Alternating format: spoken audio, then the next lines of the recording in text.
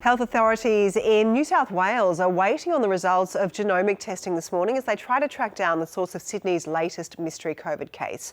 The man in his 50s tested positive yesterday, but it's unclear how he caught the virus, having no known links to return travellers or hotel quarantine. Authorities believe he's been infectious since Friday and visited more than a dozen venues around the city during that time. The health alert has spread to other states, with residents who've recently visited Sydney urged to get tested and to isolate. Ruby Cornish is following developments in Sydney. Margaret Paul has got the national reaction to the news. Good morning, both. Ruby, starting with you. So what do we know this morning so far about this latest mystery case? Good morning, Michael. Well, we know that this is a man in his 50s, although we don't know the source of his infection yet. He is not a returned traveller. He hasn't had contact with the returned travellers. He's had nothing to do with hotel quarantine, and he does not have anything to do with frontline healthcare workers either. So it's still a bit of a mystery. He went for a test 2 days ago on Tuesday, and he returned that positive test yesterday on Wednesday. Unfortunately, it's believed that he's been infectious since last Friday, and he has visited a long list of venues. That's a list on the New South Wales Health website that continues to grow as well. So if you are a Sydney resident, it's a good idea to get on there and check periodically that list. Most of these places are in Sydney's inner east, so places like Bondi Junction, Double Bay, also here at Moore Park in the entertainment quarter, there is a cafe and a gym on the list. They are alongside a few barbecue stores, other eateries, a cinema, other places too. And if you have been to any of these places at the dates and times listed on the New South Wales Health website, you're being asked to immediately take a test and isolate. New South Wales Chief Health Officer Kerry Chant says this man has about 24 close contacts. All of those people are either isolating awaiting test results or they have already received a negative test result. And Ruby, are authorities any closer to finding the source of the infection?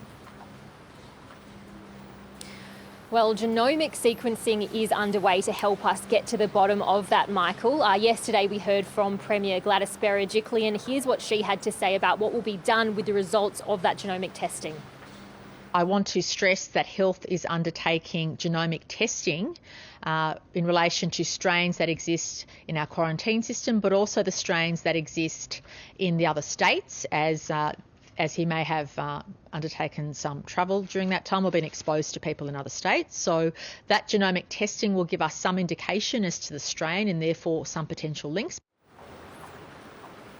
Premier Gladys Berejiklian there, and we should be getting an update today about how that investigation is going and also an update on whether we've had any further cases of community transmission here in New South Wales. The Premier has said that she expects there will be further cases given that long list of exposure sites, and also the fact that this man had a particularly high viral load, which might mean that he was particularly infectious. Some more news from overnight, Michael, in relation to this. New South Wales Health says it has detected viral fragments in the Marrickville sewage system. This is a catchment that takes in about 42,000 people in Sydney's inner west. It includes suburbs like Marrickville, Dulwich Hill, Hurlstone Park, Lewisham, Petersham.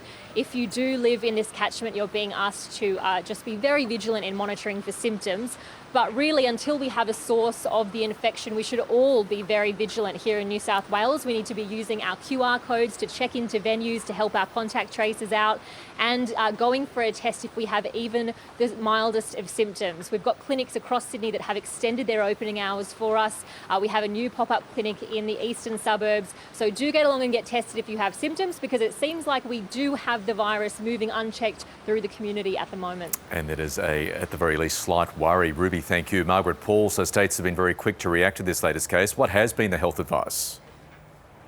Yes, they have, Michael, and borders remain open. That's very important. Borders do remain open, but authorities across the states and territories are watching very closely what will come out of New South Wales today. Now, overnight, they've issued alerts to travellers for anyone who's come from New South Wales into other states since the 30th of April. And in Victoria, they've also been accessing the flight manifests or requesting those flight manifests from the National Incident Room.